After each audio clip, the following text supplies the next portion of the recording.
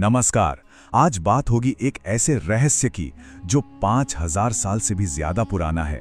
एक ऐसी कहानी जो मिथ यानी पौराणिक कथा और आज के जमाने में होने वाले दावों के बीच की जो पतली सी लकीरें ना, उसे पूरी तरह मिटा देती है।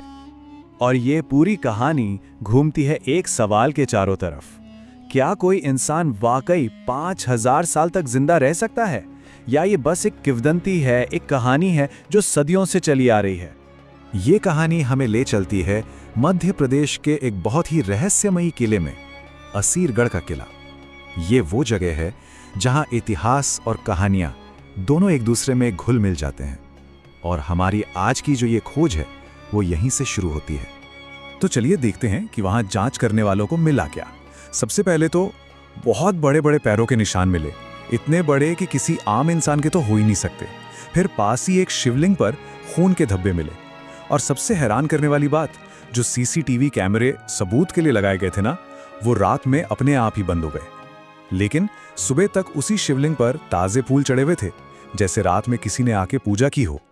अब आज के इस रहस्य को अगर समझना है तो हमें हजारों साल पीछे जाना होगा और जानना होगा उस शख्स की कहानी को जिससे ये सब कुछ जुड़ा हुआ है। ये कहानी है महाभारत काल के एक महान, बहुत ही शक्तिशाली योद्धा की, अश्वत्थामा, गुरु द्रोणाचार्य के पुत्र।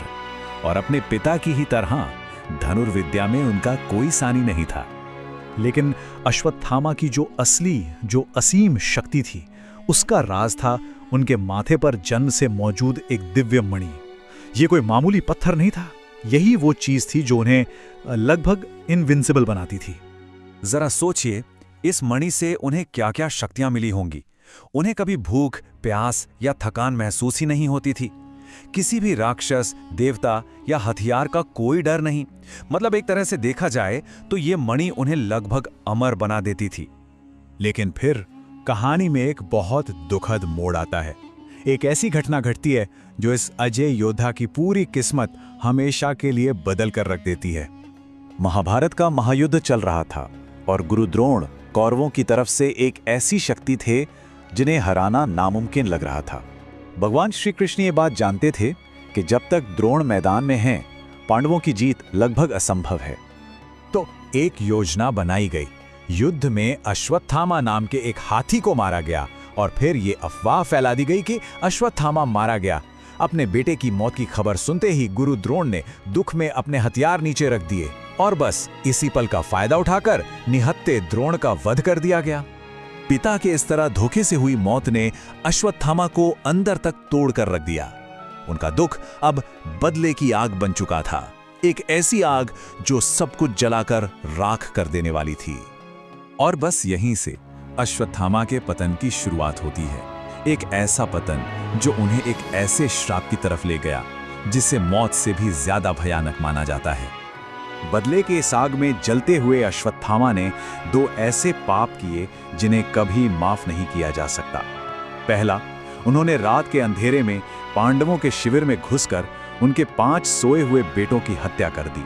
और दूसरा, पांडव वंश को खत्म करने के लिए उन्होंने उत्तरा के गर्भ में पल रहे बच्चे पर ब्रह्मास्त्र चला दिया। उनके इन भयानक कामों की सजा के तौर पर भगवान श्री कृष्ण ने उन्हें मौत नहीं दी, बल्कि एक श्राप दिया। और श्राप ये था कि वो हमेशा हमेशा के लिए इस धरती पर अकेले भटकते रहेंगे, पीड़ा में, तकलीफ में, और कभी भी मुक्ति नहीं पा सकेंगे। और इस सजा को और भी ज्यादा कठोर बनाने के लिए उनकी सारी शक्ति का स्रोत, वो दिव्य मणि, उनके माथे से जबरदस्ती निकाल दी गई। अब वो बिल्कुल असहाय थे, उस श्राप की पीड़ा को पूरी तरह महसूस करने के लिए मजबूर। और यही इस सजा की सबसे भयानक बात है।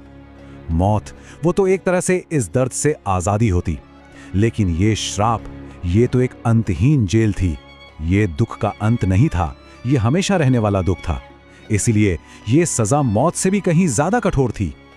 तो अब जब ये पूरी कहानी हम जान चुके हैं, चलिए वापस आज के जमाने में लौटते हैं और उन दावों को एक बार फिर से देखते हैं। अब उन सबूतों को जरा फिर से देखिए। जांच करने वालों ने एक पैटर्न देखा, बड़े बड़े पैरों के निशान और खून के धब्बे। जब कैमरे लगाए तो रात में एक तेज रोशनी किले के अंदर आई और कुछ घंटे बाद चली गई। सुबह कैमरे देखे तो खाली। लेकिन शिवलिंग पर ताजे फूल चढ़े हुए थे, बिल्कुल वैसा ही जैसा वहां के लोग हमेशा से कहते आ रहे हैं। और ये कहानी सिर्फ असीरगढ़ की नहीं है। जबलपुर के गौरी घाट पर भी लोग एक ऐसे ही रहस्यमयी आदमी को देखने का दावा करते हैं जो अपने घावों के लिए हल्दी और तेल मांगता फिरता है। लेकिन इसके साथ एक चेतावनी भी जुड़ी है। कहते हैं कि जिसने भी उसे ठीक से देख लिया, या तो वो जिंदा नहीं बचा या फिर उसका दिमागी संतुलन हमेशा के लिए खराब हो गया। 5000 साल, ये इतना लंबा वक्त है कि हम ठीक से सोच भी नहीं सकते। किसी एक इंसान का इतने लंबे समय तक सिर्फ दर्द में भटकते रहना, ये एक नंबर ही उस श्राप की पूरी भयावहता को समझाने के लिए काफी है। तो आखिर में सवाल वहीं आकर रुक जाता है, क्या ये सब सिर्फ एक पुरानी कहानी है जो आज भी जिंदा है, या एक दुखी योद्धा की याद, या फिर ये वाकई एक श्रापित अमर के कदमों के निशान है जो आज भी हमारे बीच कहीं चल रहा है? इसका जवाब शायद कभी ना मिले, और ये रहस्य हमेशा के लिए एक रहस्य ही बना रहे।